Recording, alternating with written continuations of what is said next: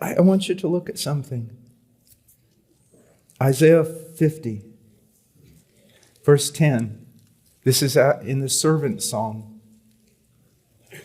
Who is among you that fears the Lord, that obeys the voice of his servant? Man, you are in a right relationship with God if this is you. You fear the Lord, that obeys the voice of his servant. That's the Son. You've obeyed the voice of his Son when he said, rise and live. That walks in darkness and has no light. Hold it. Michael was teaching that the true Christian walks in the light. That's exactly what John says. That's exactly what John says. Walks in the revelation of God. Walks in the light of God.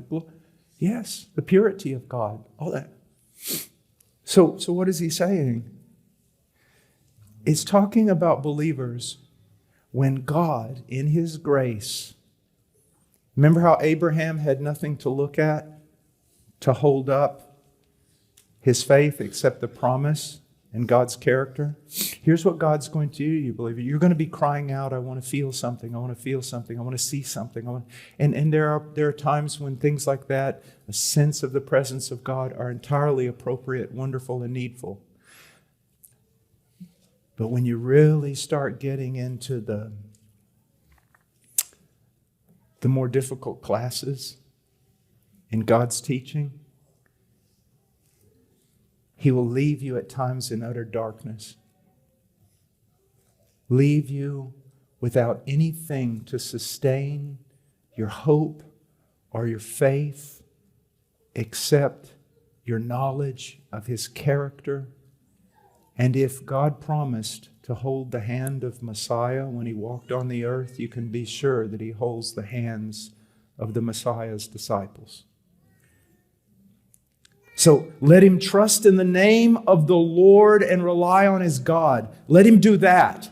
Not trust in what he can see. God will take away your feeling. He will even take away the sense of his love from you. He will sometimes leave you and it seems completely barren. Why is he doing it? That you learn to trust in the nature, the character, the word of your God.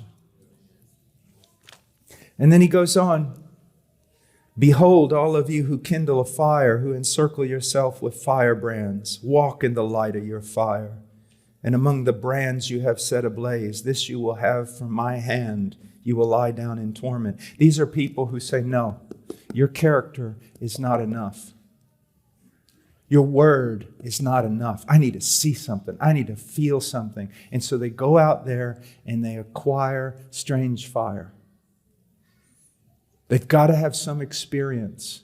They've got to have something, because just trusting in the nature of God. And so many believers will come to me and they'll go, I'm believing, but it's almost as though I see nothing. I feel nothing. There's nothing to support me at all. And I'm going, oh child. And yet, you find yourself believing. And yet, you find yourself going forward. Or I'll tell them something like this. Good enough.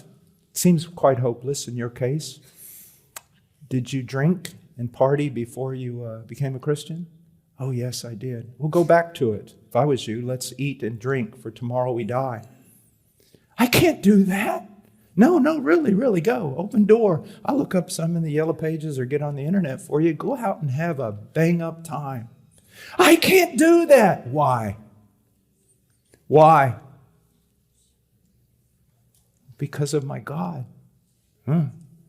Sounds to me like God is making you a spectacle at this moment. And he's very happy because he has left you with nothing. He's drawn from you everything. And yet at the same time in heaven, he's boasting of you. Look at my servant who walks in darkness and has no light, but trusts in my name. Do you see?